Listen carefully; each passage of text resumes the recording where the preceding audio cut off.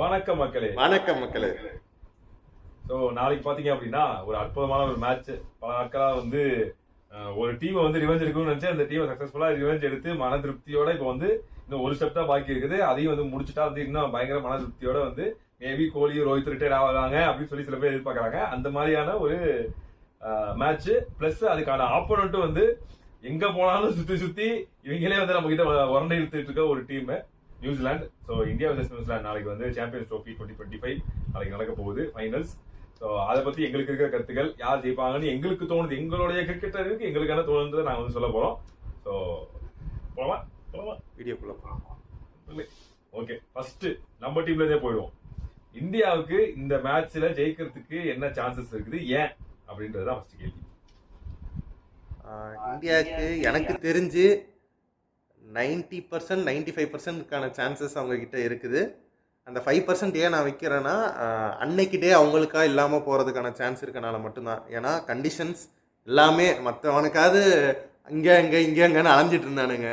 இவனுக்கு அப்படியே ஸ்டெம்ப்பு பதிச்ச நாள்ல இருந்து நாளைக்கு வரைக்கும் அங்கே தான் இருக்கிறானுங்க.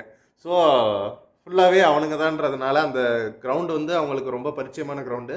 ஒரு ஹோல் டோர்னமெண்ட் ஒரே வென்யூவில் ஆடுறாங்க. ஸோ பிச்சு கண்டிஷன்ஸ் எல்லாமே அவங்களுக்கு ஃபேவரபுளாக தான் இருக்கும், அட்லீஸ்ட் தெரிஞ்சிருக்கும் எப்படின்ட்டு.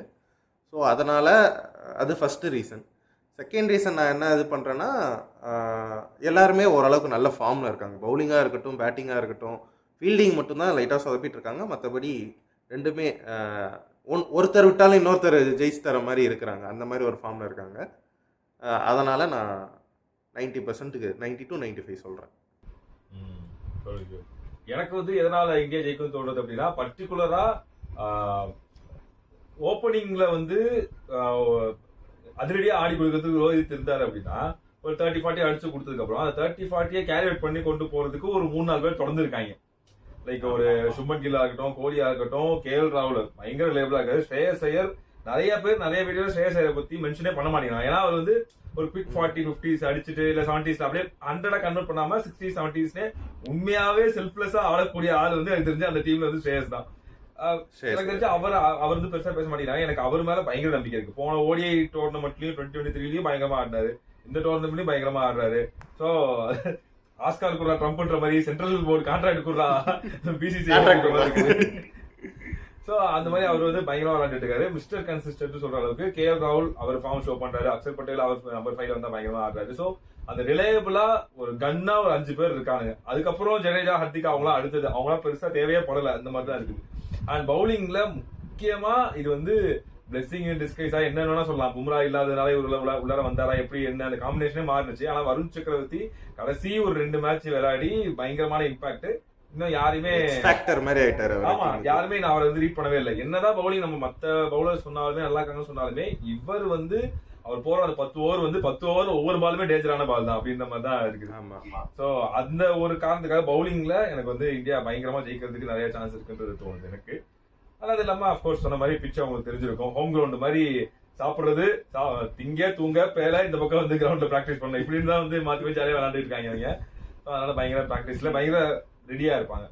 ஸோ ஈஸியா அவங்களுடைய அந்த கோட்டையை தகர்க்கிறது வந்து கொஞ்சம் கஷ்டம் தான். அதனால இந்தியா ஜெயிக்கிறதுக்கு நிறைய சான்ஸ் இருக்கு.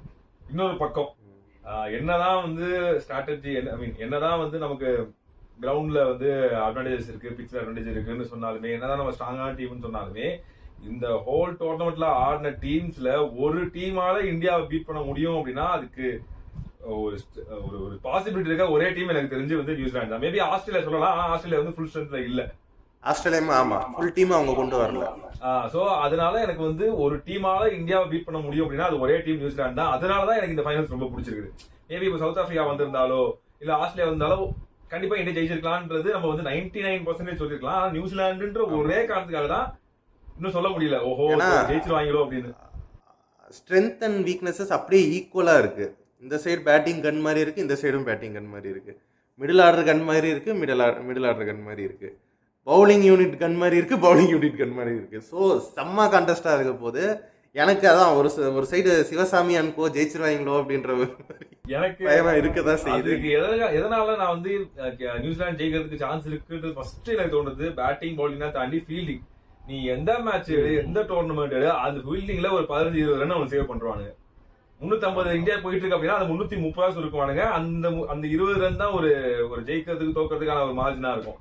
சோ அந்த ஒரு இதுல நியூசிலாந்து வந்து அடிச்சுக்க முடியாது. ஃபார் பெட்டர் தான் இப்ப இந்தியா பண்றதை விட. இந்தியா கிட்டயும் ஜடேஜா மாதிரி ஒரு ஆளு, கோலி மாதிரி ஒரு ஆளு, ஸ்ரேயஸ் ஐயர் மாதிரி ஆளு, நல்ல ஃபீல்டர்ஸ் தான் இருக்காங்க. பட் இருந்தாலுமே அதுல 11 பேருமே வந்து நல்ல பெட்டர் ஃபீல்டர்ஸா இருக்காங்க. ஏன் கைல் ஜெமிசன் அங்க 6-7 அடி இருக்கான், அவன் கீழே குடிஞ்சு பார்த்து எடுக்கிறான். அந்த அளவுக்கு பயங்கர ஃபீல்டர்ஸா எல்லாமே இருக்கானுங்க. சோ அந்த நியூசிலாந்து ஜெயிக்கிறது சான்ஸ் இருக்குன்னா ஃபர்ஸ்ட் பாயிண்ட் எனக்கு வந்து ஃபீல்டிங் தான். அதுதான் எனக்கு ஃபர்ஸ்ட் தோன்றது. உனக்கு என்ன தோன்றும்? இந்த சைடு கிளென் பிலிப்ஸ் சூப்பர்மேன் மாதிரி பறந்தா, இந்த சைடு கேன் வில்லியம்சன் சூப்பர்மேன் மாதிரி பறக்குறாரு. ஆமா, ரொம்ப அருமையா இருக்கு. ஆமா, விராட் கோலி கேட்ச் எல்லாம் இப்ப வரைக்கும் டேய் அது எப்படா பிடிச்சன்ற மாதிரி இருந்தது. அதாவது எப்படின்னா தாண்டி போயிடுச்சு, அவன் கையை தாண்டி போய் பிடிக்கிறான். ஃப்ரேம் அந்த ஸ்லோ மோஷன் காட்டுறாங்க, அந்த ஃப்ரேம்லயே அவன் இல்ல, எப்படா திடீர்னு வந்தான்ற மாதிரி இருந்தது. ஸோ அந்த அளவுக்கு ஒரு அத்லட்டிசம் இருக்குது எல்லா ஃபீல்டர்ஸ்கிட்டையும், அந்த ஒரு வெறி இருக்குது. அட்லீஸ்ட் அவன் மூலியமா ஒரு 4 ரன் சேவ் ஆகணும், கேட்ச் எடுக்கிறோமோ இல்லையோ அதை சேவ் பண்ணணுன்ற ஒரு இதில் இருக்கிறாங்க. ஸோ டீம் வெல் பேக்டாக இருக்குது, 2 சைடுமே வெல் பேக்டாக இருக்குது. பட் ஸ்டில் பெர்ஃபார்மன்ஸ் வைஸ் நான் வந்து நியூசிலாந்து தான் இன்னும் நல்லா இருக்குன்னு சொல்லுவேன். அந்த ஃபீல்டிங்ல ரன்ஸ் சேவ் பண்றது ஒரு பக்கம் பேசினாலுமே, விக்கெட் இல்லாத இடத்துல விக்கெட்டை உருவாக்குறது ஃபீல்டிங் அவனை பண்றாங்க. அது விராட் கோலியோட கேட்சே கிடையாது, விக்கெட்டே கிடையாது. அது சல்லுன்னு போர் போயிருக்க வேண்டியது. அந்த இடத்துல ஒரு பிரேக் விழுந்ததுனாலதான் இன்னும் கொஞ்சம் ரன் குறைஞ்சது. முக்கியமான பெரிய விக்கெட் அது. அதே மாதிரி கேன் வில்லியம்சன் பிடிச்சதுமே வந்து ஜடேஜாவோட முக்கியமான ஒரு கேட்ச். சோ விக்கெட் உற்பத்தி பண்றானுங்க, அவனுங்க இல்லாத இடத்துல இருந்து உற்பத்தி பண்றானுங்க. அதுதான் அவனுக்கு பயங்கரமா பண்ற ஒரு விஷயம். அதே மாதிரி இன்னொரு விஷயம் நியூசிலாந்து பாசிட்டிவா தோன்றது என்ன அப்படின்னா, பேட்டிங்ல சொன்ன இந்தியா சொன்ன ஒருத்தர் இல்லைனாலும் இன்னொருத்தர் வந்து ஆடி கொடுக்குறாங்க. அது முக்கியமா 2 பேர் கன்சிஸ்டன்டா இருக்காங்க. ஒன்னு ரச்சின் ரவீந்திரா, இன்னொன்னு கேன் வில்லியம்சன். 2 பேருமே வந்து பயங்கர கன்சிஸ்டன்டா இருக்காங்க. இந்த பக்கம் பார்த்தோம் அப்படின்னா டாம் லேத்தம் ஒரு பக்கம் இருக்கட்டும். இந்த ஃபர்ஸ்ட் ஓப்பனிங்ல ஆடுறது யாரு? வில்லியங்கா இல்ல கான்வேவா அப்படின்னு பேசுறாங்க. இப்ப மாத்த மாட்டாங்க எனக்கு தோணுது. கான்வே இப்ப கொண்டு வர மாட்டாங்க, இந்த காம்பினேஷன் ஃபைனல்ஸ்ல மாத்த மாட்டாங்க. சோ வில்லியங்கா தான் இந்த டோர்னமெண்ட்ல அவர் ஓப்பனிங் மேட்ச்ல 100 வேற அடிச்சிருக்காரு. அவர் ஒரு பக்கம் டேரன் ஒரு பக்கம் அடிக்கிறாரு, கிளென் பிலிப்ஸ் ஒரு பக்கம் அடிக்கிறாரு. இதெல்லாம் ஒரு பக்கம் கன்னா இருக்காங்க. பவுலிங்ல பார்த்தா அப்படின்னா மிச்சல் சாண்டர் பயங்கர ரிலேபிள். நமக்கு எப்படி வருண் சக்கரவர்த்தி பயங்கர ரிலேபிளா இருக்காரோ, இது எந்த பிச்சில் போட்டாலும் சரி பால அப்படி ஒரு செகண்ட் நிப்பாட்டி வச்சு போடுறது வந்து சாண்டர். அது என்னமோ அவர்கிட்ட ஒரு மேஜிக் இருக்கு அப்படிதான் சொல்லணும். ஒரு ஆஃப் ஸ்பின்னர் தான் ஈஸியா. வருண் சக்கரவர்த்தி மாதிரி ஒரு மிஸ்ட்ரி பவுலர்லாம் கிடையாது. நார்மல் லெஃப்ட் ஹேண்ட் ஒரு ஆஃப் ஸ்பின்னர். ஆனா அவரை வந்து ஒரு லைட்டா ஒரு டர்ன் தான் இருக்குது, ஒரு ஸ்லைட் டர்ன் தான் இருக்குது. அதுல எல்லாருமே வந்து பீட் ஆகுறாங்க. ஸோ அவரோட 10 ஓவருமே பயங்கர டேஞ்சரஸா இருக்கும். ஸோ அதனால நியூசிலாந்து இந்த பக்கம் ஜெயிக்கிறதுக்கு ஒரு சான்ஸ் ஒன்று இருக்கு. இன்னொரு சரி, இப்போ இதெல்லாம் வந்து இவங்களுக்கு ஜெயிக்கிறதுக்கு சான்ஸ் மேபி சொதப்பினால் எந்த காரணமா இருக்கும்? இந்தியா வந்து சொதப்பிடுச்சுன்னா அதுக்கு என்ன காரணமா இருக்கும்? நியூசிலாந்து சொதப்பிச்சுன்னா அதுக்கு என்ன காரணமா இருக்கும்? எனக்கு தெரிஞ்சு போன வேர்ல்டு கப் ஆடினப்பயே நம்ம வந்து ரொம்ப லைக் நம்ம தான் ஃபேவரட்ஸ், நம்ம தான் கப்பு அப்படின்ற மாதிரி இருந்தோம். ஓவர் கான்ஃபிடென்ட்டாக இருந்தோம். அது இருக்கக்கூடாது இந்த வாட்டி. ரொம்ப ரொம்ப நம்ம தான் அப்படின்ற மாதிரி இருந்தது. அதனாலேயே நம்ம அடி வாங்கிட்டு இருந்தோம். ப்ளஸ் ரோஹித் அந்த குவிக் ஸ்டார்ட் தரதை இன்னும் கொஞ்சம் அப்படியே லைக் கன்வெர்ட் பண்ணணும். அவர் குவிக்காக ஒரு 40-50 அடிக்கிறார், ஓகே. பின்னாடி வரவங்க அன்னைக்கு டேவாக இல்லாமல் போகலாம், அவங்க விக்கெட் லூஸ் பண்ணலாம். இத்தனை நாள் ஸ்ரேயஸ் ஐயர் கன்சிஸ்டண்ட்டாக இருந்தவரை அன்னைக்கு டேல அவருக்கு விக்கெட் போகலாம். ஸோ அவர் என்ன பண்ணணும், அவர் அடிக்கிறத அடிக்கட்டும், பட் சூஸ் த பால்ஸ், கரெக்டான பாலை அடிக்கணும். எல்லா பாலுக்கும் நான் போகிறேன்னு போனால் உன் லக்கு அடித்தா 6 இல்லைனா அவுட்டுன்ற மாதிரி தான் ஆகும். ஸோ எதுவுமே நம்ம கையில் இல்லைன்றதுனால இன்னும் கொஞ்சம் ரெஸ்பான்சிபிளாக இருந்து க்ரீஸில் இருந்து ஒரு 50 to 100 முடிச்சுட்டு போகலாம். அதே மாதிரி இந்த சைடு சுப்மன் கில் வந்துட்டு ஃபர்ஸ்ட் 2 மேட்ச் 100 அடிச்சாரு, அடுத்த 2 மேட்ச் பெருசாக அடிக்கல. அது என்ன, ஃபர்ஸ்ட் 2 மேட்ச் வந்து 2மே ஆடினது சப்ப டீம், பாகிஸ்தான் பங்களாதேஷ். அதுக்கப்புறம் ஆடினது 2 நல்ல டீம். ஆஸ்திரேலியாவுக்கும் கொஞ்சம் ஓரளவுக்கு பவுலிங் நல்லா இருந்துச்சு. அது நியூசிலாந்துக்கு பவுலிங் அன்னைக்கு பயங்கர மேட் ஹென்ரி வந்து பயங்கர கென்னா போட்டான். நான் இது வந்து ஸ்கிரிப்ட் எழுதிட்டு போது நினைச்சேன், மேட் ஹென்ரிடா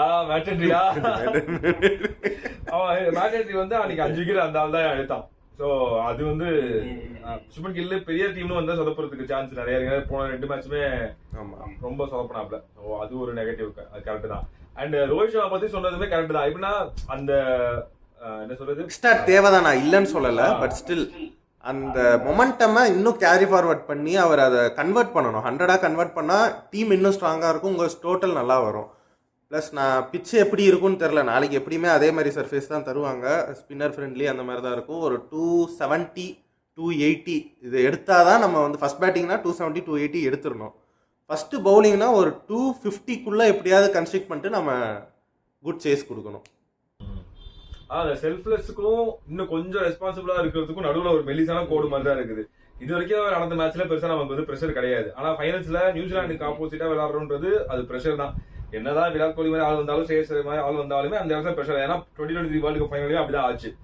நல்லா தெரிஞ்சிருக்கும். அவங்க தோத்தது வந்து ஸ்கில்லாவே கிடையாது, அவங்க மைண்ட் செட் எல்லாம் தோத்துருப்பாங்க. செகண்ட் பவுலிங் செகண்ட் இன்னிங்ஸ் வர்றப்பே பவுலிங் போட வர்றப்பே அவங்க ஷோல்டர்ஸ்லாம் டவுனா இருந்துச்சு. அந்த ஒரு 2 விக்கெட்க்கு அப்புறம் விக்கெட்டே விழுன்றப்போ எப்பயோ அவன் தோத்துட்டேன்றது எப்பயோ ஒத்துக்கிட்ட மாதிரி ஆடின மாதிரி தான் இருந்துச்சு. ரொம்ப சுக்கி மாதிரி இருந்தாங்க. அதே மாதிரி ஆகக்கூடாது அப்படின்னா யாருக்கு பேட்ல படுதோ, பெரியவாக்கு பேட்ல பட்டுச்சு அப்படின்னா அடிச்சுக்கிட்டே இருக்கணும். அடிச்சுக்கிட்டே 100 150 200 கூட வரட்டும், நீங்க நில்லு கிரீஸ்ல நின்று அடி. அதுக்கப்புறம் வர்றவன் பொறுமையா ஆடிட்டோம். அதுக்கப்புறம் விளையாடுறவன் எப்படி விளையாண்டுக்கிறான்றது அப்ப பிரஷர் இருக்காது. இப்ப பெரியப்பா வந்து 90 80 100 அடிச்சுட்டாங்க. அதுக்கப்புறம் வர்றவங்களுக்கு இன்னும் ஜாலியா இருக்கும். ஸோ அதனால ரொம்ப அவசரம். அங்கே வந்து ரன் அவங்க வந்து எடுத்து தரணுன்ற மட்டும் மோட்டிவாக இருப்பாங்க. ஓகே, ஸ்கோர் நம்ம வந்து நினச்ச லெவலுக்கு இந்த ஓவருக்கு இத்தனை ரன்ஸ் வந்துடுச்சு, நம்ம அப்படியே ஓவருக்கு இத்தனை ரன்ஸ் இத்தனை ரன்ஸ் நம்ம ரொட்டேட் பண்ணிட்டு இருந்தால் ஒரு ரெஸ்பெக்டபிள் டோட்டல், நல்ல டோட்டலே வரும். 300+ கூட வரலாம். நாளைக்கு பிச்சை பொறுத்து, நாளைக்கு பிச்சு இதே மாதிரி தான் ஆல்ரெடி இருக்கிற மாதிரி தான் இருந்தால் ஃபஸ்ட்டு பேட்டிங் 260 to 280க்குள்ளே ஒரு ஸ்கோர் செட் பண்ணிடணும்.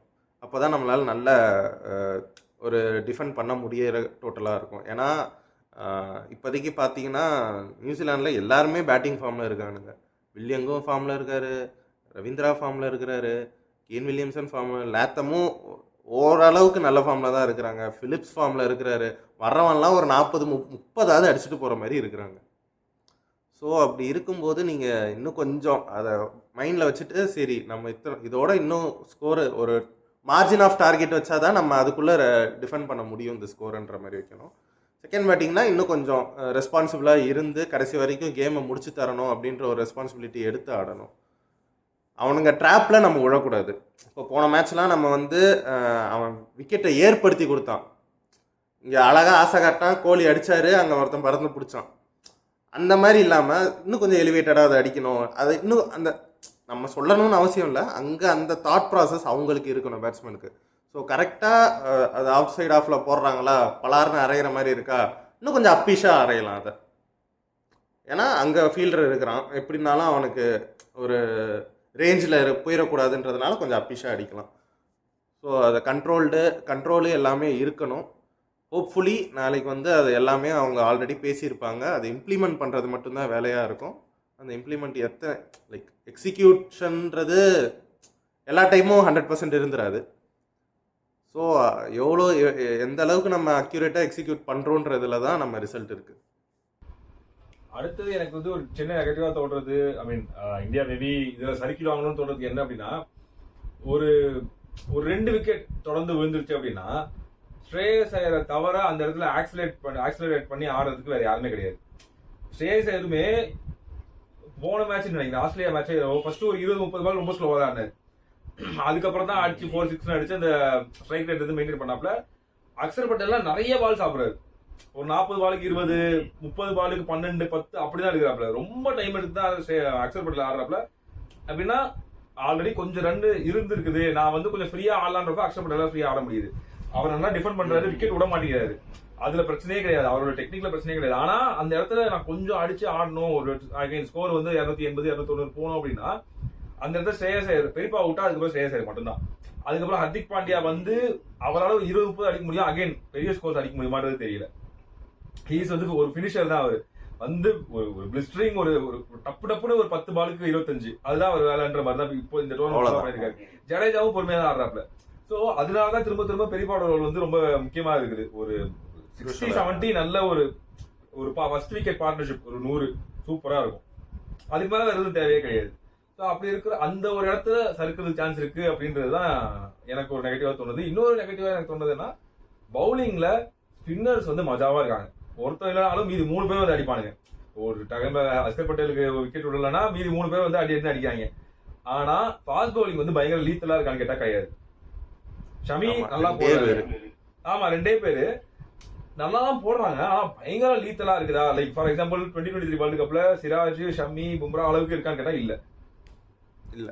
ஸோ அந்த பவுலிங் அட்டாக்கே வந்து ஃபைனல்ல வந்து ஒரு சில பவுலிங் சேஞ்ச் கரெக்டா பண்ணாததுனால வந்து சிராஜ் வந்து ரொம்ப லேட்டா கொண்டு வந்ததுனால இந்த மாதிரி சின்ன சின்ன மைனர் ஏர் பண்ணதுனால ஒரு சொதப்புச்சு. இப்போ இந்த 2 பேரை வச்சு சமாளிக்கணும், நடுவில் மிடில் ஓவர்ஸ் ஃபுல்லா அந்த 4 ஸ்பின்னர் வச்சு ஓட்டணுன்றப்போ அங்க நல்ல பிளேயர்ஸ் ஆஃப் ஸ்பின் இருக்காங்க. எஸ் அஃப்கோர்ஸ் போன மேட்ச்லயும் அந்த ஸ்பின்னர்ஸ் வச்சு தான் நம்ம வந்து முடிச்சோம் அவங்க, அது வேற விஷயம். ஆனா அவங்க சப்போஸ் நல்ல அகைன் எதனால நியூசிலாந்து ஜெயிக்கிறதுக்கு சான்ஸ் இருக்குன்னா அவங்க ஸ்ட்ராட்டஜி நல்லா பண்ணிட்டு வருவாங்க, நிறைய ரீட் பண்ணுவாங்க, நிறைய அவங்க அனலைஸ் பண்ணுவாங்க. எதனால போன வாட்டி அந்த மிஸ்டேக் பண்ணோம், இந்த வாட்டி எப்படி அதை தவிர்க்கலாம் அப்படின்றதெல்லாம் அவங்க நல்லா ஸ்ட்ராட்டஜைஸ் பண்ணி பிராக்டிஸும் பண்ணிட்டு வருவாங்க. ஆமா. ஸோ அதனால நம்ம வந்து இன்னும் கொஞ்சம் அந்த பவுலிங்ல ஃபாஸ்ட் பவுலிங்ல கொஞ்சம் வீக்கா இருக்குமோன்றது ஒரு விஷயம், அதுல சொதப்புறதுக்கு சான்ஸ் இருக்குன்றது எனக்கு தோணுது. இதுவே அப்படியே நியூசிலாந்து பக்கம் வந்து அப்படின்னா இவங்க கிட்ட என்ன நெகட்டிவ்ஸ், மேபி இவங்க ஜெயிக்கலாம்ப்பா இந்த ஒரு கேட்டகரியில அப்படின்னா ஜெயிக்கலான்றதுக்கா தோக்கலான்றதுக்கா நெகட்டிவ் தானே. இந்தியா வந்து நியூசிலாந்து ஜெயிக்கலாம் அப்படின்றதுக்கு இந்த கேட்டகரியில எனக்கு தெரிஞ்சு அவங்க பவுலிங் யூனிட் நல்லா இருக்கு, பவுலிங் யூனிட் நல்லா இருக்கு. மேட் ஹென்ரி இல்லைன்றாங்க. ப்ளஸ் கைலி ஜேமிசனும் பெருசா ஒன்றும் அப்படியே துன்புறுத்துற மாதிரி எல்லாம் போடுறதில்ல முன்ன மாதிரி. இந்த டோர்னமெண்ட் ஃபுல்லாவே அவர் வந்து பெருசா ஒன்றும் ஆஹாலாம் போடல. ஸோ எனக்கு என்ன தோணுதுன்னா கைலி ஜேமிசன் வந்துட்டு இன்னும் எஃபெக்டிவாக இருக்கலாம். கைலி ஜேமிசன் வந்துட்டு இப்போ போன மேட்ச் பார்த்தீங்கன்னா மில்லர்லாம் போட்டு பொலன்னு முழந்தார் அவர் என்னன்னு தெரில, இன்ஜுரியா என்னன்னு தெரில, is not to his best அப்படின்ற மாதிரி தான் போட்டுட்ருக்கிறாரு. ஸோ ஒரு பிளேயரும் அவங்களோட பெஸ்ட்டை தரலையோ. பட் டாம் லேத்தம் நல்ல சூப்பரான பேட்ஸ்மேன், அவரோட பெஸ்ட்டுமே இன்னும் அவர் இந்த காம்படிஷனில் அவர் இது பண்ணல. அவங்க பெஸ்ட்டு இன்னும் தரலையோ. ஒன்லி ஒரு செலக்டிவாக பார்த்தீங்கன்னா Rachin Ravindra, Kane Williamson, Santner பவுலிங்கில், ஹென்ரி, இந்த 4 பேர் நல்லா போடுறாங்க. டேரல் மிச்சல் இந்த போன மேட்ச் தான் எனக்கு தெரிஞ்சு ஆடினாருன்னு நினைக்கிறேன். 2 மேட்ச் ஆளுக்கு 2 மேட்ச் ஆடி கொடுத்துருக்காங்க. டாம் லேத்தம் ஒரு 2 மேட்ச், ஓபனர் பேட்ஸ்மேன் அது பேர்னா வில்லியங் வந்து ஒரு 2 மேட்ச், இந்த மாதிரி ஆளுக்கு 2 மேட்ச் ஆடி கொடுத்துருக்காங்க. அந்த மாதிரி இருக்குது. கிளென் பிலிப்ஸ் ஆடுறாரு. எனக்கு வந்து கிளென் பிலிப்ஸ் கிட்ட தான் அது அவங்க நான் இந்தியாவுக்கு சொன்ன அதே இதுதான். கிளென் பிலிப்ஸோட மோடு வந்து ஒரே மோடு தான், வந்தா நான் அடிப்பேன் அட்டாக். அந்த கொஞ்சமா அந்த ஒரு கோலி மாதிரியோ ஒரு சுமன் கில் மாதிரியோ கொஞ்சம் அந்த பக்கா ஓடிஐ ஃபார்மேட்ல அவரால் ஆட முடியாது. வந்தா அடிச்சா வந்தா நான் அடிப்பேன், அவ்வளவுதான். அப்படிதான் இருக்குது. இப்போ ஒரு டீம் ஸ்கோர் 200 40 ஓவருக்கு 220 230 அடிச்சிட்டாங்க, மீதி 70 ரன் நான் அடிக்க முடியும். அப்படி ஆடக்கூடிய ஒரு பேட்ஸ்மேன் தான் வந்து கிளென் பிலிப்ஸ். ஸோ அவருக்கு ஒரே மோடு தான். அந்த இடத்துல ஒரு நெகட்டிவ் கண்டிப்பா மாற்றதுக்கு சான்ஸ் இருக்கு. அகைன் குவிக் விக்கெட்ஸ் ஒரு 2 to 3 விக்கெட்ஸ் போயிடுச்சு அப்படின்னா 150 தான் அடிச்சிருக்காங்க அப்படின்னா கிளென் பிலிப்ஸால ஒரு த்ரூ அவுட் ஒரு 50 ஓவர் வரைக்கும் ஆடுறது வந்து கொஞ்சம் கஷ்டமா இருக்கிறதுக்கு சான்ஸ் இருக்குது. கஷ்டம். சோ அதுல வந்து கேன் வில்லியம்ஸோட ரோல் வந்து எப்படி பெரியப்பாவோ அதே மாதிரி கேன் வில்லியம்ஸோட ரோல் வந்து ரொம்ப முக்கியம். கேன் வில்லியம்சன் அன்னைக்கு கிளிக் ஆகலனா முடிஞ்சு. அந்த மாதிரி நடுவுல ஆங்கர் பண்றதுக்கும் வேற யாரும் இல்ல. ஆமா. டேரல் மிச்சல் வந்து ரொம்ப ஸ்லோவா ஆடுவாப்ல, ரொம்ப ஸ்லோவா ஆடுவாப்ல. டேரல் மிச்சல் வந்து ரொம்ப ஸ்லோவா ஆடுவாப்ல. கேன் வில்லியம்சன் கொஞ்சம் மேக் பண்ணிடுவாரு, அது எப்படியோ கொஞ்சம் அப்படியே மேக்கப் பண்ணி ஆடிடுவாப்ல. சோ அந்த இடத்துல ஒரு இது சான்ஸ் இருக்கு. இன்னொரு பேட்டிங்லயே பார்த்தா அப்படின்னா மிச்சல் சாண்ட்னர் பேட்ஸ்மேன் ஆல்ரவுண்டர் நம்ம சொல்றோம், பிரேஸ்வெல் வந்து ஒரு ஆல்ரவுண்டர்னு சொல்றோம். ஆனா அவங்க எல்லாம் வந்து ஜடேஜா அளவுக்கு ஹர்திக் பாண்டியா அளவுக்கு கிடையாது. ஆமா இல்ல, ஒரு 5 பேட்ஸ்மேன் நல்ல தரமான ஒரு 5 பேட்ஸ்மேன் வச்சிருக்காங்க. அப் டு கிளென் பிலிப்ஸ் வரைக்கும் அவங்க நல்ல 5 பேட்ஸ்மேன். அதுக்கப்புறம் பார்த்தா அப்படின்னா ஒரு பிரேஸ்வெல் சாண்ட்னர் இப்படின்னு சொல்றாங்க. ஆனா அவங்க எல்லாம் பயங்கர எஃபெக்டிவான பேட்ஸ்மேன் கிடையாது. ஆமா. சோ அந்த இடத்துல கம்பேரிட்டிவ்லி வந்து கொஞ்சம் இந்தியா அப்பர் ஹேண்ட் இருக்கு, இந்தியா கொஞ்சம் ஸ்ட்ராங்கா இருக்கு. ஆமா ஆமா. ஏன்னா ஜடேஜா வரைக்குமே நல்ல பேட்ஸ்மேன், பேட்டிங் ஆடக்கூடிய ஆட்கள், டில் 7 டவுன் வரைக்குமே ஆடக்கூடிய பேட்ஸ்மேன்கள் இருக்காங்க. அதே மாதிரி பவுலிங்ல வந்து இப்ப மேட் ஹென்ரி இல்லாதது வந்து ஒரு பெரிய ஒரு, ஏன்னா போன மேட்ச்ல 5 விக்கெட் எடுத்தது இந்தியா கூட அவர் தான்.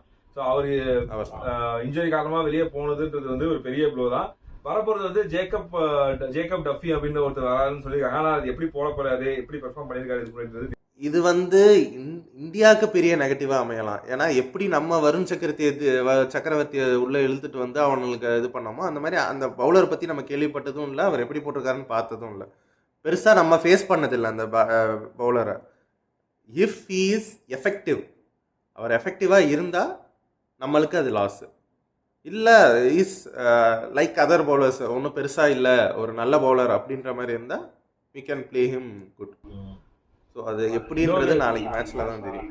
இன்னொரு இடத்துல நியூசிலாந்து வந்து நெகட்டிவா இருக்கிறது எனக்கு என்ன தோணுது அப்படின்னா ஸ்பின் பவுலிங். நமக்கு எந்த அளவுக்கு ஸ்பின் பவுலிங் பயங்கர ஸ்ட்ராங்கோ அவங்களுக்கு ஸ்பின் பவுலிங் பயங்கர வீக். ஸ்பின் பவுலர்ஸ்ன்னு பார்த்தா அதான் சாண்ட்னர் மட்டும்தான் ப்ராப்பரா சூப்பரா போடுறதுன்றது. இங்க பாத்தீங்கன்னா ஜடேஜா, குல்தீப், அக்சரு, சக்கரவர்த்தி 4 பேர் கண்ணு மாதிரி போடுறோம். 4 பேர் 40 ஓவர் முடிஞ்சு. அதான் 40 ஓவர் முடிஞ்சு. மிச்சம் 10 ஓவர் 5 ஓவர் அடிக்க 5 அந்த அளவுக்கு இந்த மாதிரி தான் ஓடுறாங்க. தவிர வேற யாருமே இல்ல. பிரேஸ்வெல் நல்ல பவுலர். பிரேஸ்வெல் பெருசா இல்ல. ஆனா பெருசா ஒரு ஆமா லைக் கிளென் பிலிப்ஸ் எஃபெக்டிவா போறாரானா இல்ல. கிளென் பிலிப்ஸ்லாம் பார்ட் டைம் பவுலரா இருந்தாரு. அவரே ஸ்பின்னர் ஃப்ரெண்ட்லி பிட்ச்ன்றதுனால அவரை இதை ஃபுல் டைம் பவுலரா யூஸ் பண்ணிட்டு இருக்காங்க. மற்றபடி ரச்சின் ரவீந்திரா நல்லா போடுறாரு ஓரளவுக்கு. அதாவது இப்ப இவங்க எல்லாம் வச்சு ஒரு 2 ஓவர் போடலாம். Rachin Ravindra, Glenn Phillips, Bracewell எல்லாம் 2 ஓவர் இல்ல யாருக்கா ஒருத்தர் 3 ஓவர், இவங்க 3 பேரும் கம்பைன் பண்ணி ஒரு 10 ஓவர் முடிக்கலாம். அப்படிதான் இருக்கும். இந்த பக்கம் சாண்டர் வந்து ஒரு 10 ஓவர் போடணும். அப்படிதான் இருக்கும். சோ அந்த இடத்துல இவங்க கொஞ்சம் வந்து நெகட்டிவா இருக்காங்களோ, கொஞ்சம் கம்மியா இருக்காங்களோன்றது ஒரு விஷயம். இதான் வந்து நியூசிலாந்து சைட்ல. இன்னொரு பாசிட்டிவா நம்ம வந்து ஏன் ஜெயிப்பாங்கன்னு சொல்றதுக்கு நம்ம வந்து இந்தியா ஆல்ரெடி பிட்சை வந்து அவங்களுக்கு தெரிஞ்சிருக்குன்னு சொன்னோம். அதே மாதிரி ஆல்ரெடி இந்த பிட்ச்ல விளையாண்ட ஒரே டீம் வந்து நியூசிலாந்து தான். இப்போ இருக்கிற டீம்ல ஒரே டீம் வந்து நியூசிலாந்து தான். சப்போஸ் சவுத் ஆப்பிரிக்கா வந்தா சுத்தமா தெரியாது அவங்களுக்கு இந்த பிட்ச் எப்படி இருக்கும் அப்படின்ற மாதிரி புதுசா தான் அனலைஸ் பண்ணோம். இவங்க ஆல்ரெடி ஆடினால அது அவங்களுக்கு ஒரு அட்வான்டேஜா அமையும். ஆமா, அவங்களுக்கு ஓரளவுக்கு தெரியும் ஓகே இப்படிதான் பிஹேவ் பண்ணிருக்கு அப்படின்ற மாதிரி. பட் ஸ்டில் நாளைக்கு எப்படி வந்து அந்த விக்கெட் வந்து கொஞ்சம் ரெக்கவர் ஆயிருக்கா, 1 வீக் ஆயிருக்குது. பிட்ச் கொஞ்சம் ரெக்கவர் ஆயிருக்கா என்ன ஏதுன்றது நாளைக்கு அது பார்த்தா தான் தெரியும். ஸோ இதெல்லாம் தான் பாசிட்டிவ்ஸ் அண்ட் நெகட்டிவ்ஸ். ஸோ அப்படியே ஹெட் டு ஹெட் பார்த்தோம் அப்படின்னா, ஃபார் எக்ஸாம்பிள் எப்படின்னா எப்படி போக போறோம்னா, பவர் பிளேல பேட்டிங்ல பார்த்தோம் அப்படின்னா யாரால வந்து ஒரு 10 ஓவர் பவர் பிளேனா ஒரு அந்த 10 ஓவர்ல ஒரு 55, 60, 65 ரன் எந்த டீமால வித் 1 or 2 விக்கெட்ஸ் லாஸோட நல்ல பவர் பிளே அவங்களால பேட்டிங் பண்ண முடியும், பவுலிங் யாரால நல்லா பண்ண முடியும் அப்படின்றத ஃபர்ஸ்ட் கேட்டகரி. அடுத்து மிடில் ஓவர், அதுக்கப்புறம் எண்ட் ஓவர்ஸ், இப்படியே போயிடலாம்.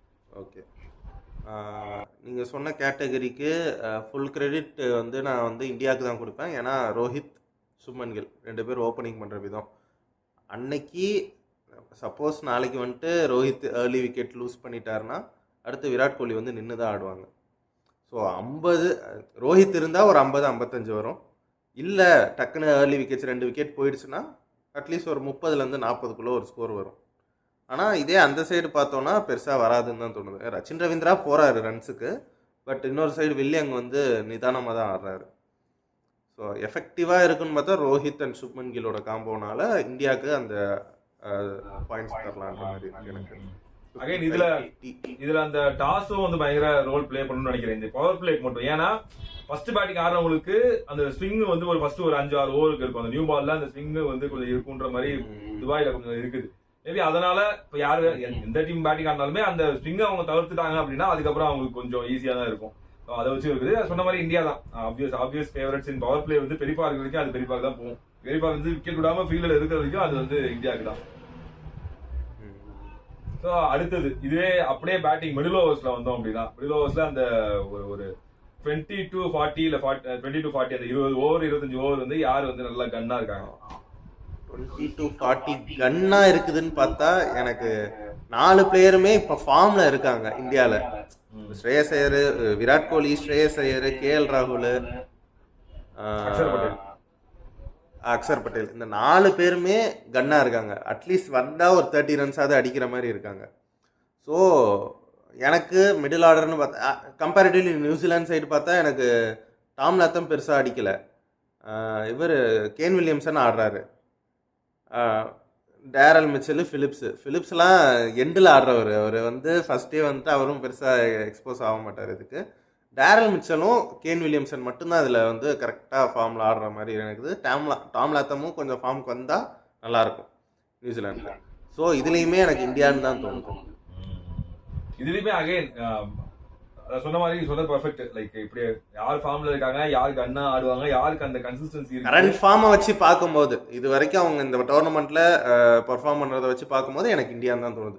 நாளைக்கு எனக்கு திருப்பி இந்த வார்த்தை ஏன் வருதுன்னா டே அவங்க டே என்னன்னாலும் ஆகலாம்.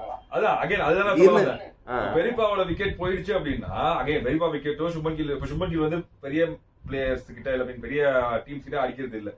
அந்த ட்ரெண்டை வச்சு பார்த்தாலோ இல்ல ரோஹித் சர்மா வந்து லைக் போன 2023 ஃபைனல்ஸ்ல இருக்கிற மாதிரி அவசரப்பட்டு அவுட் ஆனாலோ அதுக்கப்புறம் பயங்கர பிரஷருக்குள்ள போவாங்க. சாண்ட்னர் ஒரு பவுலரே வந்து 10 ஓவர் ரன்னே கொடுக்காம போட்டுக்கிட்டே இருப்பான். உன்னால அந்த 10 ஓவர் ஒண்ணுமே பண்ண முடியாது. இன்னும் பிரஷர் பயங்கர 10 ஓவருக்கு 30 ரன் 35 ரன் தான் கொடுப்பாப்ல. ஒரு விக்கெட் 2 விக்கெட் தாராளமா எடுக்கலாம். ஏன்னா போன டெஸ்ட் சீரிஸ்லயே சாண்டர் விக்கெட்டே எடுக்காத சாண்டருக்கு தான் நம்ம விக்கெட் கொடுத்துட்டே இருந்தாங்க பயந்து. இதே ரோஹித் சர்மா, கோலி, எல்லா சுமன் கில் எல்லாருமே தான். சோ அப்படி இருக்கிறப்போ அகைன் அந்த மென்டாலிட்டி இல்ல அந்த ஒரு மைண்ட் செட் வரதுக்கு சான்ஸ் இருக்குது. அகைன் திரும்பவும் அந்த அகைன் சினாரியோ சொன்ன மாதிரி அந்த சினாரியோ வந்துடக்கூடாது. வந்துச்சுன்னா பயங்கரமா திணறுவாங்க. கேன் வில்லியம்சனா கோலியான்னு பார்த்தா கண்டிப்பா கோலி தான். அந்த பொறுமையா கேம் எடுத்துட்டு போறது, அந்த ஓடிஐ பக்கா ஓடிஐ ஃபார்மேட்ல ஓடிஐல எப்படி ஆடணும்னு காமிக்கிறது கோலி தான் நிறைய இருக்கு. கோலி தான். சோ அப்படி இருக்கிறப்போ அந்த சினாரியோ இவங்களுக்கு வந்துருச்சு, அன்பார்ச்சுனேட்லி வந்துருச்சு. அவங்களுக்கு அந்த பிரச்சனை இல்ல அப்படின்னா நியூசிலாந்து பயங்கரமா ஆடிவானுங்க. நியூசிலாந்துக்கு வந்து எப்படின்னா நீ ஒரு 250 தான் ஸ்கோர்னு செட் பண்ற அப்படின்னா அவங்களுக்கு தடுக்கவே முடியாது உன்னால. நீ வந்து கொஞ்சம் உன்னை புஷ் பண்ணி 6 and 4 அடிக்கணும்ன்ற மாதிரி இருந்தா மட்டும் தான் அவங்களுக்கு பிரஷர். மிடில் ஆர்டர் பேட்ஸ்மேனுக்கு சொல்றேன். மத்தபடி இந்த மாதிரி பிரஷர் பெருசா ஒரு 300 பாலுக்கு 250 255 தான் அடிக்கும் அப்படின்னா அவங்க பொறுமையா போவாங்க, ஜாலியா அடிப்பாங்க. சோ அகைன் ஸ்ட்ரென்த் இன்ஃபார்ம்னு பார்த்தா இந்தியா தான், அடிச்சுக்கவே முடியாது. ஆனா இந்த சினாரியோல பார்த்தோம் அப்படின்னா நியூசிலாந்து பயங்கரமா இருப்பாங்க. எண்ட் ஓவர்ஸ் கடைசி 10 ஓவர் அதுல வந்து கடைசி 10 ஓவர் நான் வந்துட்டு நம்ம சைடு பார்த்தா மேபி ஏதாவது ஒரு ஆள் கேஎல் ராகுல் ஆர் ஸ்ரேயஸ் ஐயர் ஒரு ஆள் இருப்பாங்க. அப்படி அதுக்கு அடுத்து விக்கெட்டை விட்டாங்கன்னா ஹர்திக் பாண்டியா, ஜடேஜா. கடைசியாக ஷம்மி முடிஞ்சா ஏதோ அதுவும் பெருசாக இப்போ அடிக்கிறது இல்லை. யூஸ்வலாக it's good hitter of the ball. ஆனால் அன்னைக்கு டே அவர் என்ன பண்ணார் எது பண்ணாருன்னு தெரியும். ஆமாம், அது ரொட்டேட் பண்ணுறதுக்கு ஓகே, பட் ஹிட் பண்ணி அடிக்கிற மாதிரிலாம் குல்தீப் கிடையாது. ஆனால் குல்தீப் வந்து நல்லா ரொட்டேட் பண்ண ஒரு பேட்ஸ்மேன் தான். ஸோ அதான் இந்த 4 பேர் 5 பேர் வச்சுக்கிட்டு எனக்கு தெரிஞ்சு இதில் ஹர்திக் பாண்டியா எஃபெக்டிவாக இருப்பார், ஜடேஜா எஃபெக்டிவாக இருப்பார். அதுக்கு முன்னாடி ஆடுற ஸ்ரேயஸ், கேஎல் ராகுல் யாராவது ஒருத்தவங்க இன்னும் கொஞ்சம் ரன் அடித்து கொடுக்கணும். அப்படியே இந்த சைடு பார்த்தோம்னா கிளென் ஃபிலிப்ஸ் இருக்கார். அவர் ஒருத்தர் தான் இருக்கிறாரு. கிளென் ஃபிலிப்ஸ் மட்டும் தான் இருக்கார். சாண்டரு, பிரேஸ்வெல் இந்த 2 பேருமே பெருசாக பேட்டிங்க்கு இன்னும் அவங்களோட எஃபெக்டை காட்டலன்னு தான் எனக்கு தோணுது. ஏன்னா பெருசாக இப்போ நம்ம கூட ஆடின மேட்சே எடுத்துக்கிட்டாலும் அவங்க பிரேஸ்வெல் வந்து டக்குன்னு அவுட் ஆகிட்டாரு. சாண்டர் வந்து ஒரு 2 பவுண்டரி அடித்தார், அதுக்கப்புறம் அவுட் ஆகிட்டாரு. ஸோ இன்னும் அவங்க இருந்து ஒரு 40 ரன்ஸ் 45 ரன்ஸ் அட்லீஸ்ட் மினிமம் அதாவது அடிச்சிருக்கணும் அப்படின்றது தான் என்னோட ஃபீல். அப்படி இருந்திருந்தால் தான் அவங்களோட லைக் ஒரு ஹிட்டிங் பொசிஷனோ இல்லை லாஸ்ட்டாக ஒரு 10 ஓவர்ஸ்க்கு அடிக்கிற மாதிரி ஆட்களோ இருக்கிறாங்க அப்படின்ற ஒரு தைரியம் இருக்கும். அவங்களுக்கே ஒரு தைரியம் இருக்கும். இப்போது கிளென் ஃபிலிப்ஸையே நம்பிட்டு எல்லா மேட்ச்லையும் இருக்க முடியாது. இப்போ திடீர்னு அந்த ஸ்பின்னர் ஃப்ரெண்ட்லி பிச்சில் அதே மாதிரி ஒரு கூகுளிக்கு அவுட் ஆகிட்டாருன்னா என்ன பண்ணுறது? ஸோ அவங்க அந்த பிரேஸ்வெலும் சாண்டரும் கொஞ்சம் அவங்களோட பொட்டன்ஷியலை காட்டணும் நாளைக்கு மேட்ச்சில். அப்போ தான் அவங்க ஜெயிக்க முடியும். அந்த லாஸ்ட் 10 ஓவர்ஸில் ஸ்கோர் இன்னும் கொஞ்சம் ஏற்றிட்டு போக முடியும். இல்லைனா அகெயின் இந்தியா தான் நான் எண்ட் ஓவர்ஸ்ல வந்து எனக்கு தெரிஞ்சு சினாரியோ எனக்கு தெரிஞ்சு எப்படி இருந்தாலுமே எனக்கு தெரிஞ்சு எண்ட் ஓவர்ஸ்ல அந்த 10 ஓவர்ல ஒரு 80 ரன் அடிக்க முடியும் அப்படின்னா அது இந்தியாவால தான் முடியும். ஹர்திக் பாண்டியாவால முடியும், ஜடேஜாவால முடியும், கேஎல் ராகுல் 3 பேரால கண்டிப்பா முடியும். கேஎல் ராகுல் போன மேட்ச்ல நல்லா காமிச்சாரு, நான் அடிக்க முடியும்டா அப்படின்ற மாதிரி. கோலி அவுட் ஆனதுக்கு இந்த ஆள் திட்டிட்டு உட்காந்துறான், நான் தான் அடிக்கிறேன்ல நீ எதுக்கு அவுட் ஆகிற அப்படின்னு சொல்லி இந்த ஆள் திட்டிட்டு உட்காந்துட்டாப்ல. கேஎல் ராகுலாலையும் அடிக்க முடியுன்றதை போன மேட்ச்ல காமிச்சாப்ல.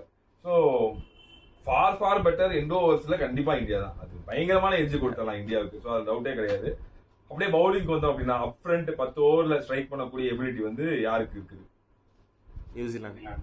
நியூசிலாண்டா? ரைட்டு. வில்லியம் ஒரு ஓவருக்குன்னு ஒருத்தர் இருக்கிறான். இங்கே 6 அடி அங்கே 8 அங்குலத்தில் போடுறான். ஸோ அவர் நல்லா தான் போட்டுக்கிட்டு இருக்காங்க, எதுவும் தப்பாலாம் போடல. ஹென்றி இருந்திருந்தாலுமே அவங்களுக்கு ஹென்றி இல்லாததான் இப்போ அவங்களுக்கு ஒரு பெரிய ட்ராபேக்காக அமைய போகுது. ஹென்றி, வில்லியம் ஒருவருக்கு, அதுக்கப்புறம் ஸ்பின்னர் யாராவது ஒருத்தவங்க சாண்டரோ இல்லை கிளென் ஃபிலிப்ஸோ இல்லை பிரேஸ்வெலோ யாரோ ஒருத்தவங்க தான் அந்த 10 ஓவர்ஸ்க்குள்ளே ரொட்டேட் பண்ணி போடக்கூடாது. கைலி ஜேமிசன் அதான் நான் சொல்லிட்டேன், எஃபெக்டிவாக இல்லை இந்த டோர்னமெண்ட் ஃபுல்லாக. அவரோட பழைய பேஸ் இல்லை, ஒரு அந்த ஒரு எந்திசியாசமே இல்லை அவர். இப்போ நம்ம டெஸ்ட் சீரீஸ் ஆடும்போது சூப்பராக போட்டுட்டு இருந்தார், அந்த மாதிரி இல்லை அப்படின்ற மாதிரி இருக்குது. ஸோ எனக்கு தெரிஞ்சு நியூ பால் அந்த ஒரு இதில் பார்த்தோன்னா நியூசிலாந்து தான். ஆனால் இப்போ ஹென்றி இல்லாதது தான் ஒரு பெரிய ட்ராபேக்காக இருக்கு. அது வந்து இப்போ அப்படி இந்த சைடு பார்த்தோன்னா அப்படிதான் அதேதான். அப்புறம் இந்த சைடு பார்த்தோன்னா ஷம்மி, ஹர்திக் பாண்டியா, மேபி அக்சர் பட்டேல், இந்த 3 பேரை தான் அந்த 10 ஓவருக்குள்ளே இது பண்ண போகிறாங்க. So Shammi is effective now, but அந்த அளவுக்கு வந்த உடனே விக்கெட் டேக்கிங் எபிலிட்டிலாம் இருக்குன்னா கொஞ்சம் டவுட்டு தான். இப்போது பங்களாதேஷ், பாகிஸ்தான் மாதிரி ஒரு கொஞ்சம் பிலோ ஆவரேஜ் டீமு இல்லை ஆவரேஜ் டீமுக்கு போடும்போது அவர் அதை எஃபெக்டிவாக பார்க்குறாரு. ஆனால் அதே ஷமி வந்து நியூசிலாந்து கூட ஒரு விக்கெட் எடுக்கல அவர் இது போன மேட்ச்சில்.